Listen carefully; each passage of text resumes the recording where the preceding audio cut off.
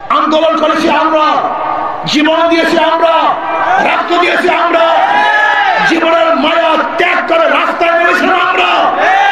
উপদেষ্টা বানাবেন ওই সমস্ত বিদেশি চাটুকারদেরকে যারা ইসলামের দুশমন, দেশের দুশমন, যারা ফ্যাসিস্টের দুশমন ছিল, তাদেরকে উপদেষ্টা বানাবেন।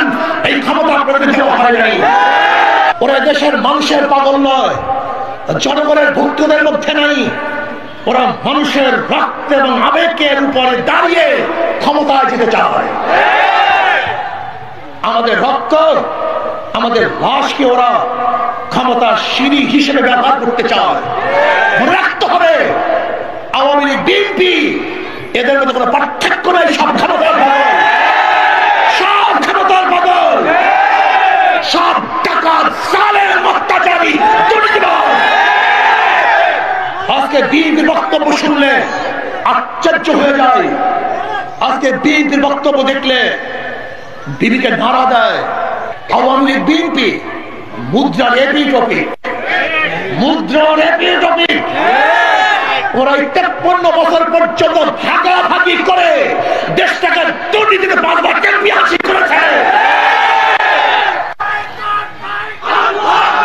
আপনারা জানেন এদেশ দুর্নীতিতে 5 বার চ্যাম্পিয়নশিপ কে লাভ করেছে?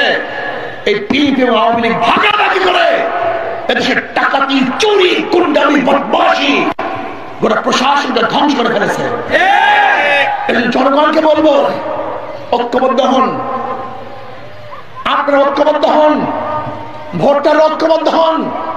যে দলের মধ্যে, যে নেতার মধ্যে দুর্নীতিবাজ থাকবে, গুন্ডা থাকবে, বদমাশ থাকবে, চোর থাকবে, ডাকাত থাকবে, ধর্ষক থাকবে, জালেম থাকবে, ওদেরকে ভোট দেবেন, ওদের দল করবো না।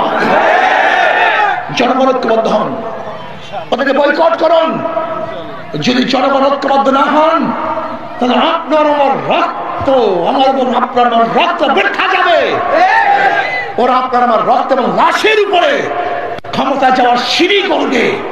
ওই জালেম দুর্নীতিবাজদেরকে বাংলাদেশের জনগণ ক্ষমতা যাবে ইনশাআল্লাহ। ইয়ার কি পেয়েছো? মনে যা চাই তাই করবা। আমি তত্ত্বাবধায়ক সরকারকে বলবো, অন্তর্বর্তীকালীন